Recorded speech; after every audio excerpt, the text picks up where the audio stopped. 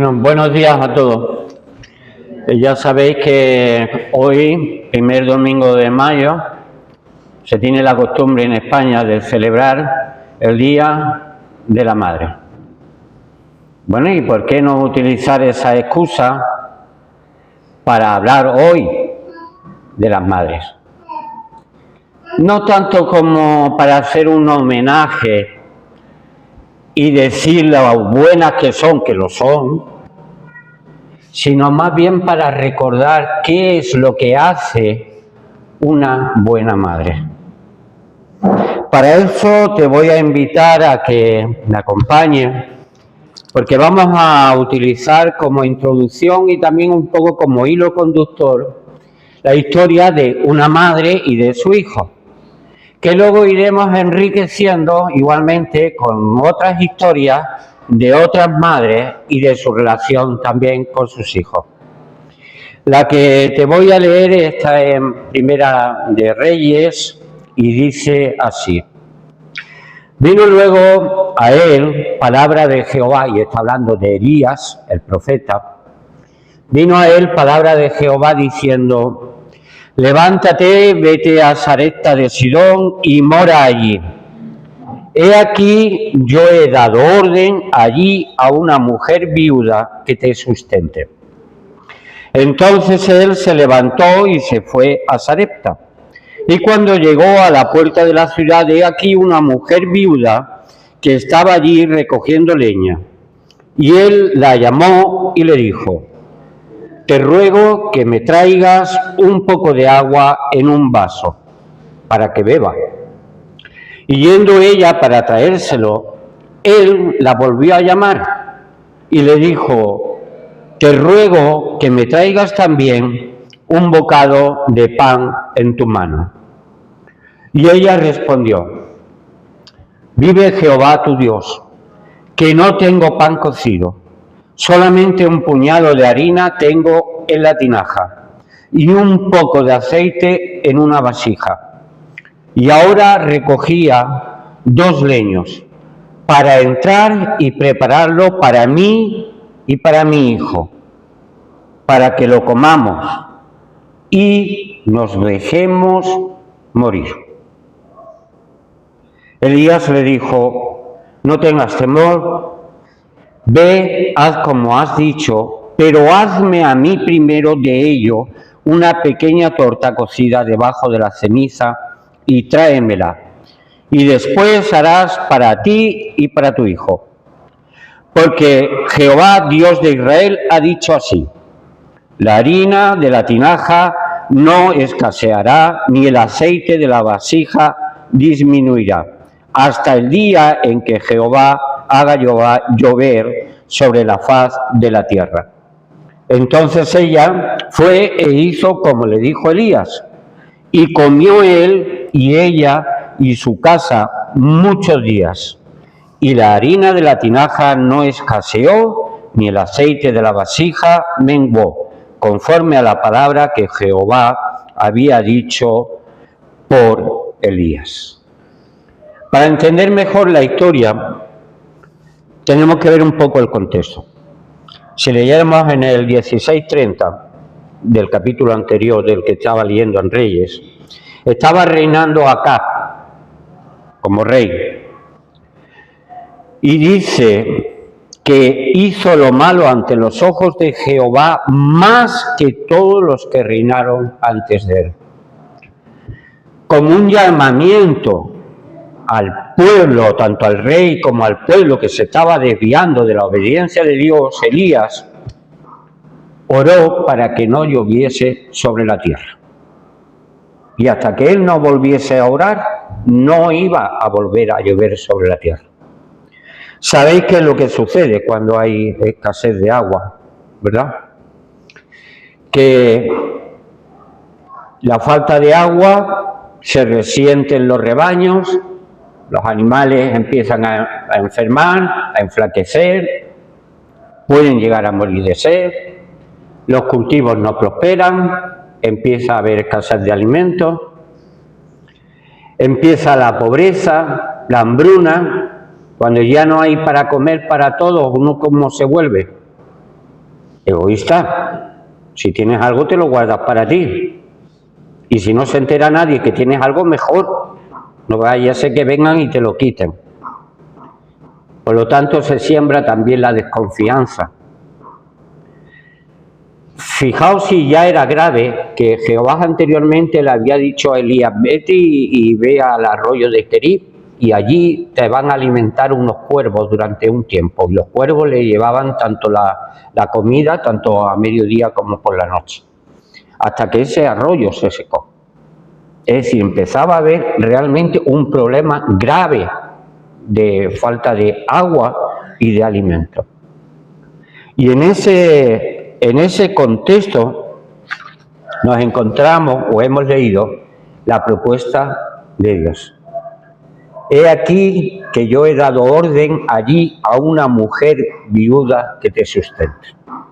Y ahora vamos a ser sensatos, ¿no? Vamos a juzgar las cosas desde un punto de vista humano. ¿No sería más lógico que hubiera mandado Dios a Elías a una gran familia potentada, que tuviese abundancia, que no le faltara el agua porque tuviese un pozo que nunca se secase, que tuviese ganados y que tuviese para regar todos sus campos y que así pudiese vivir como un marajá? Sí, eso es lo que nosotros pensaríamos como humanos. Pero Dios había elegido justamente lo contrario. Si en el estrato social ya una viuda estaba en las zonas más bajas, comparable quizá con los mendigos, porque no tenía, digamos, un hombre que cuidase, que probablemente no tuviese ni siquiera tierras propias, si ya era, digamos, una persona indefensa y vulnerable, que además tenía un hijo a su cargo, imaginaos en medio de una gran sequía y hambruna. Sí, Dios hace las cosas de forma distinta a como nosotros creemos que deberían de hacerse. Una viuda con su hijo a su cargo, que solamente le quedaba un resto de harina y un poquito de aceite, como hemos leído, y estaba recogiendo 2 leños para terminar de hacer la última comida y después dejarse morir. Ese es el recurso. Ese es el recurso que Dios eligió. ¿Recordáis otra mujer? Se llamaba Agar. Y su hijo, Ismael. Agar era la sierva de Sara. Y Sara era la mujer de Abraham. Dios había prometido a Abraham que de él nacería una gran nación. Sara, sabiéndose estéril, fue quien propició, le dijo a su sierva Agar, júntate con mi marido para que mi marido pueda tener descendencia porque yo no se la puedo dar. Y Agar concibió y tuvo un hijo, Ismael. Pero es que los planes de Dios no son como nosotros imaginamos que deberían de ser. Y dijo Dios, no te confundas. La promesa de que tú serás padre de una gran nación no es a través de Agar y de Ismael, que sí, que también lo será, sino a través de Sara, de tu mujer Sara, de 90 años, que ha sido estéril durante toda su vida. Y sí, y se cumplió que Sara pudo tener un hijo. De hecho, cuando estaban celebrando el destete, empezó el destete de su hijo, el hijo de Sara, Isaac. Ya sabéis, Isaac significa risa porque tanto Abraham como Sara se rieron diciendo que a nuestra edad y después de todo esto vamos a tener un hijo. Por eso se le llama así. Pero claro, había una disputa porque Agar seguía chinchando a Sara y el hijo Ismael seguía metiéndose con Isaac y se burlaba de él. Y entonces Sara le dijo, mira, echa a Agar de la casa porque así no podemos seguir viviendo. Y claro, Abraham se sintió un poco como frustrado, como tengo que ser esto. Y Dios mismo le dijo, no te preocupes, A Abraham le pareció grave, ¿no?, a causa de su hijo, porque sentía a Ismael como su hijo. Entonces dijo Dios a Abraham: no te parezca grave a causa del muchacho y de tu sierva. De todo lo que dijere Sara, oye su voz, porque en Isaac te será llamada descendencia. O sea, sigue ratificándose sobre... Y entonces Abraham se levantó muy de mañana y tomó pan y un odre de agua y le dijo a Agar, poniéndola sobre su hombro, y le entregó el muchacho y la despidió. Y ella salió y anduvo errante por el desierto de Berseba. Y le faltó el agua del odre y echó al muchacho debajo de un arbusto. Y se fue y se sentó enfrente, a distancia de un tiro de arco, porque decía: no veré cuando el muchacho muera. Y cuando ella se sentó enfrente, el muchacho alzó su voz y lloró. Fijaos las dos situaciones extremas en las que tanto la viuda de Sarepta como Agar e Ismael llegaron a estar, ¿no? Sin esperanza, sin agua, sin alimento, dispuestos a esperar ya su último día. Y en medio de eso, Dios interviene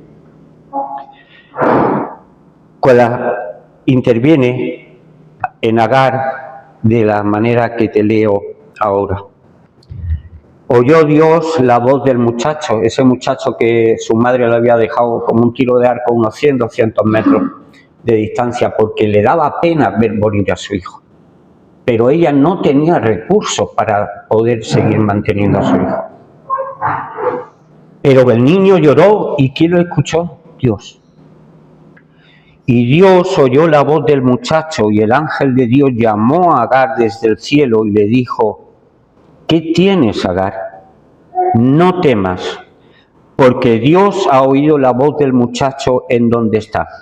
Levántate, alza al muchacho y sosténlo con tu mano, porque yo haré de él una gran nación. Entonces Dios le abrió los ojos y vio una fuente de agua, y fue y llenó el odre de agua y dio de beber al muchacho. De la total y absoluta desesperación, Dios se muestra a Agar diciéndole: no temas, y le abrió los ojos. A veces la solución está muy cerca, pero en nuestra desesperación, en nuestro miedo, no somos capaces de ver la solución. Sabéis que lo mismo que le había pasado a la viuda de Sarepta, había perdido toda esperanza. ¿Qué fue lo que le dijo Dios a la viuda de Sarepta? A través del profeta Elías: no tengas temor. Lo mismo que le dijo a Agar: no temas. ¿Por qué? Porque Dios va a estar contigo. Y fue esa confianza en Elías por un lado, en el ángel de Jehová en esta otra historia, por lo cual estas madres encontraron la solución para que sus hijos no muriesen. No temáis, no temas, y le abrió los ojos. Volviendo a nuestra historia, a la historia de Reyes, fíjate que encontramos que era una mujer viuda que no tenía recursos y que llega Elías pidiéndole. ¿Y qué fue lo que le pidió? Lo que le pidió no fue gran cosa. Cuando llegó a la puerta y vio a aquella mujer que estaba, primero le pide un vaso de agua en un vaso. Y la mujer enseguida fue presta, ¿no? Pero claro, cuando le pidió un bocado de pan, fíjate que no era ni siquiera un pan, un bocado, es decir, lo que te cabe en la boca, ¿no? Cuando le pidió un bocado de pan, le dice: mira, es que yo tengo muy poco, De hecho, solamente tengo lo justo suficiente para comer hoy y morir cuando llegue su momento. Pero lo que Elías, o mejor dicho, lo que Dios le estaba diciendo a esa viuda por medio de Elías, ¿era algo que ella tenía? ¿Sí o no? Sí tenía. Tenía para haber hecho un bocado de pan, porque todavía le quedaba un poquito de harina y un poquito de aceite. Así que ella aferrándose, pero si lo que tengo es para dejarme morir. Y entonces cuando Elías, como hemos leído, le dijo, no tengas temor, el mismo miedo que tenía Agar, no tengas temor, ve, haz como has dicho, es decir, ve, coge la leña, cuece el pan, pero hazme a mí primero de ello una pequeña torta cocida debajo de la ceniza, encima del licao. Ya no era un bocado de pan.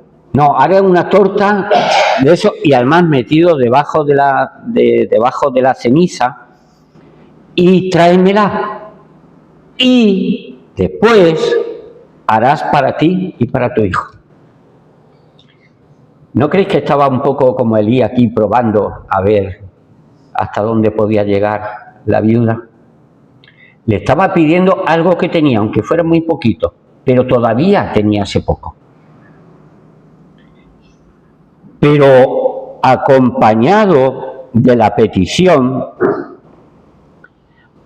viene la promesa que hemos leído. Haz primero esto.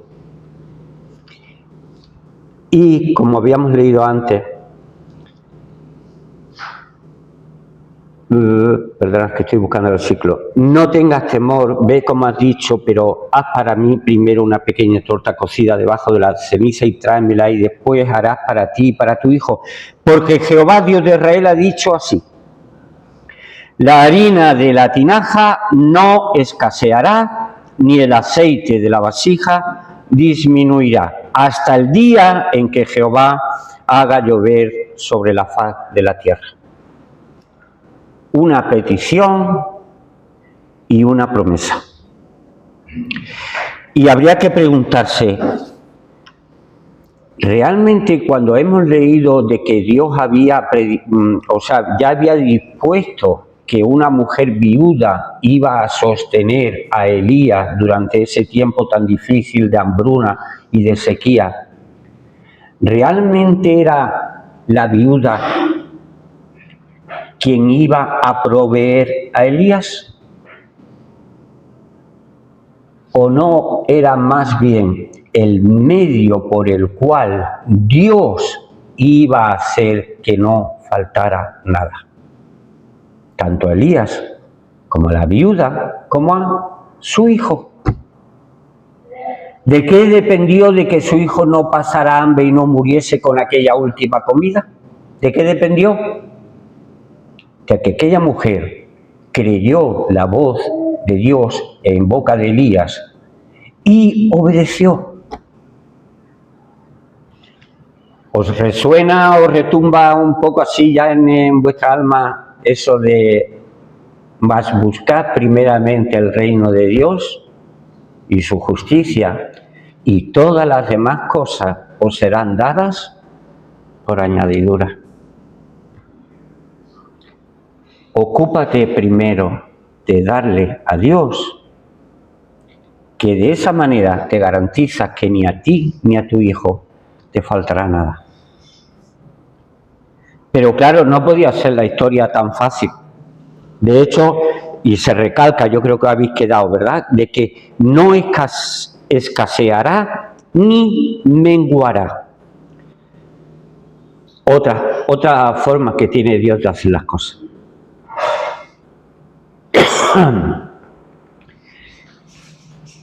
Dijo Dios, mira ahí a tal sitio que os vaya a encontrar un gran granero lleno de harina y en tal sitio una vasija de no sé cuántos litros de aceite, y no preocupaos que vosotros lo vais a tener ahí hasta que pase toda esta hambruna cuando yo vuelva y quiera que llueva sobre la tierra. ¿Fue así como hizo Dios las cosas? No, Él tiene otra manera de hacer las cosas. No escaseará y no menguará. En la tinaja seguía habiendo ese poquito de harina y ese poquito de aceite suficiente para comer ese día y dejarse morir mañana. Pero ¿bajó la harina o bajó el aceite? No. Recordáis, Dios que tiene la manera de hacer las cosas, que espero que tú la entiendas. ¿Recordáis cuando iba una gran multitud cruzando el desierto y no tenían que comer? Contentos porque habían salido de Egipto. Contentos porque iban a la tierra prometida. Y Dios hacía que ellos tuvieran comida para todo el viaje y no tuvieran que preocuparse. No. La solución de Dios para el pueblo de Israel es que el pueblo confiara en que cada mañana iba a llover el maná del cielo. Y que ese maná solo te servía para ese día. Y si lo querías guardar para otro día ya estaba podrido. ¿Para qué? Para que tú sigas renovando tu confianza en Dios cada día, cada mañana. ¿Aumentó la harina y aumentó el aceite de esta viuda de Sarepta? No, sino que nunca dejó de faltar ese poquito que tú necesitabas para ese día. No fue fácil, porque claro, empezaron a pasar los días y allí no faltaba de comer, y gloria a Dios porque no faltaba de comer, pero le vino una prueba a aquella mujer. Después de estas cosas aconteció que cayó enfermo el hijo del ama de la casa, y la enfermedad fue tan grave que no quedó en él aliento, es decir, en el muchacho, en el hijo. Y ella dijo a Elías: ¿qué tengo yo contigo, varón de Dios? ¿Has venido a mí para traer a memoria mis iniquidades y para hacer morir a mi hijo? Y le dijo Elías: dame acá tu hijo. Entonces él lo tomó de su regazo y lo llevó al aposento donde él estaba y lo puso sobre su cama. Y clamando a Jehová dijo: Jehová, Dios mío, aún a la viuda en cuya casa estoy hospedado has afligido, haciéndole morir su hijo. ¿Cuántas veces no te ha preguntado tú eso de ¿y por qué me tiene que pasar esto a mí?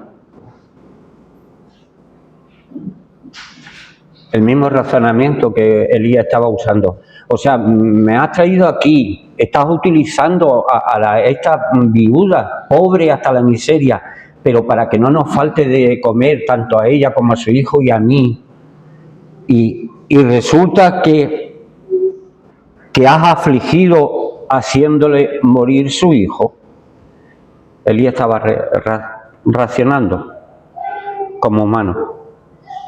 Y dice que Elías se tendió sobre el niño 3 veces y clamó a Jehová y dijo: Jehová, Dios mío, te ruego que hagas volver el alma de este niño a él. Y Jehová oyó la voz de Elías, y el alma del niño volvió a él y revivió. Tomando luego Elías al niño, lo trajo del aposento a la casa y le dijo a su madre, y le dijo Elías: mira, tu hijo vive. Entonces la mujer dijo a Elías: ahora conozco que tú eres varón de Dios y que la palabra de Jehová es verdad en tu boca.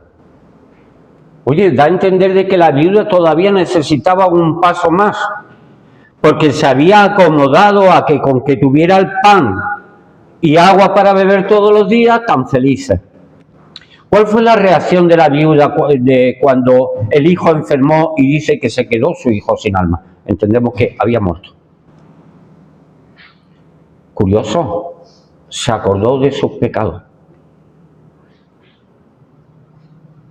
Se acordó de que era indigna delante de Dios. Se acordó que en el fondo ella merecía el castigo de Dios. Porque no era suficiente para Dios que aquella viuda no solamente le faltara la comida y la bebida, sino que hiciera una reflexión más profunda acerca de su relación con Dios. Y le tuvo que venir esta prueba. La prueba de perder lo que más amaba, su hijo. ¿Pero esa prueba fue para mal? No. Fue para que la viuda comprendiera que por encima de la comida y la bebida debes de ocuparte de tu alma y de tu espíritu. Fue para que ella realmente comprendiera la profundidad de aquel que no solamente tenía la capacidad de que no escasearan las cosas ni menguaran, sino que tenía el poder sobre la vida y la muerte. Y solamente lo pudo entender a través de la muerte de su propio hijo.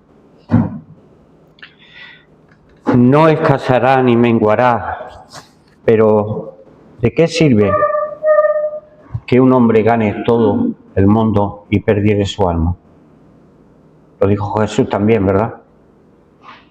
La prueba más dura, la de la enfermedad, solamente sirvió para que aquella mujer se reconciliara de una forma más auténtica con ese Dios que hacía que no le faltara el pan de cada día. Jesús lo dijo también con otras palabras: ¿no es la vida más que la comida o que la bebida o que la ropa? ¿No te das cuenta que es algo que hay en ti que es mucho más importante que el pan y la bebida para tu cuerpo? Antes hemos cantado una alabanza muy bonita: tengo hambre de ti. Tengo hambre de ti. Ese hambre, esa sed que siente uno en el alma y que solamente lo puede satisfacer y cubrir esa necesidad Dios. La misericordia de Dios actuó en medio de la prueba y se mostró extendiéndose más allá del sustento del cuerpo. Dios quiso alcanzar también el alma y el espíritu de aquella madre y de su hijo. ¿Recordáis también a otra madre? Se llamaba Ana. Y el nombre de su hijo todavía no te lo voy a decir. Ana era una mujer que tenía una tristeza muy grande. La tristeza era que era una mujer que no podía ser madre. Tenía un marido buenísimo, tenía incluso una segunda mujer, su marido. Esa segunda mujer sí le dio hijos.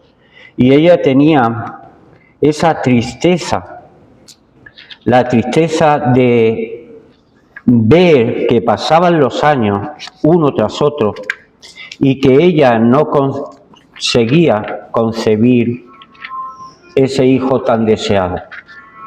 Sabéis que en aquella cultura, incluso más, el hecho de ser estéril se consideraba como una especie de maldición por parte de Dios, como que Dios te había, por tus pecados o por lo que quiera que fuera, pues Dios te había hecho que no pudieras tener hijos.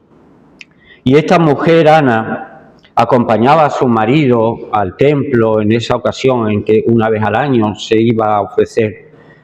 Y tenía la costumbre de, claro, cuando acompañaba a su marido Elcana, siempre iba al templo pidiendo, año tras año, pidiendo lo mismo: quiero darle un hijo a mi marido.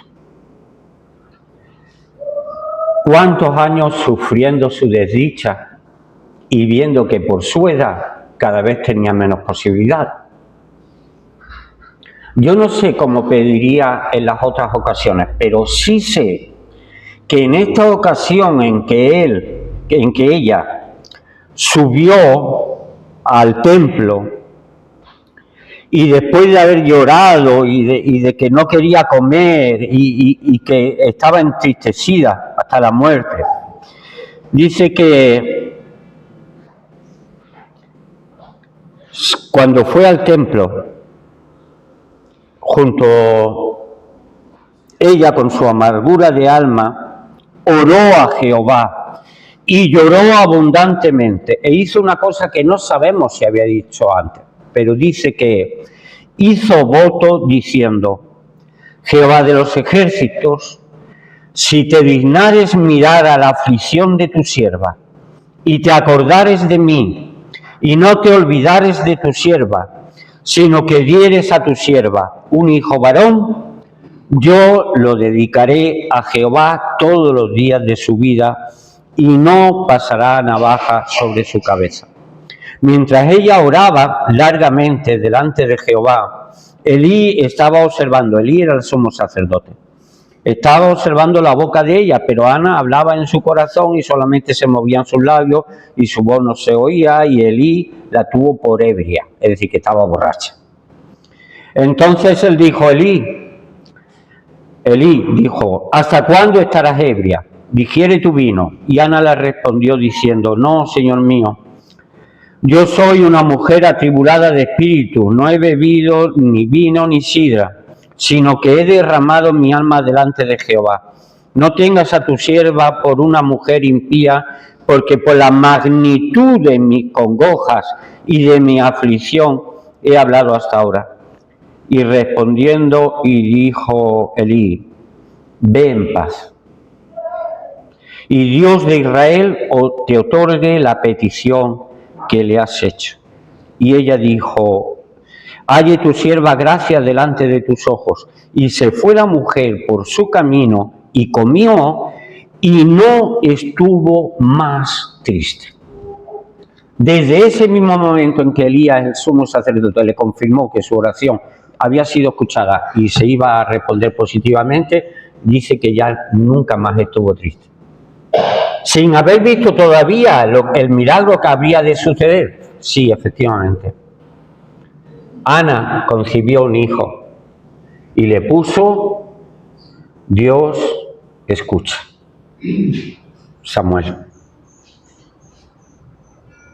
Dios ha escuchado, Samuel, que se vino a convertirse en un gran profeta y sumo sacerdote. ¿Qué es lo mejor como madre que pudo haber hecho, en este caso, Ana? El voto que le hizo a Dios: si tú me das a mí un hijo, yo te doy mi hijo a ti. No quiero que sea para mí ni para satisfacer, porque incluso cuando ella lloraba y se afligía por no tener hijo, era por la satisfacción de darle un hijo a su marido, no incluso por ella misma. En este caso, por eso no sabemos cómo oraría las otras veces, ella prometió a Dios que si tú me das un hijo, yo te lo daré a ti.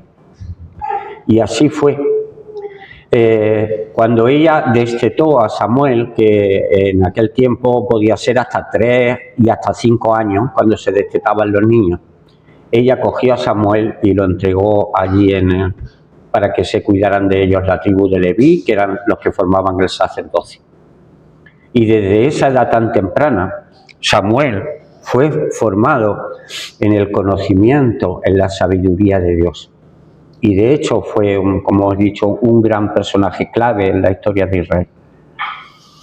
El voto que hizo y esa confirmación, ¿se puede tener como madre una mayor aspiración que esta? Que tu hijo sea un siervo del Dios Altísimo. Si te fijas, hemos estado hablando de ciertas maneras de ser madre, de ser una buena madre. Pero ¿por qué vamos a excluir a los padres, verdad? ¿No sería el mismo consejo para uno que para otro?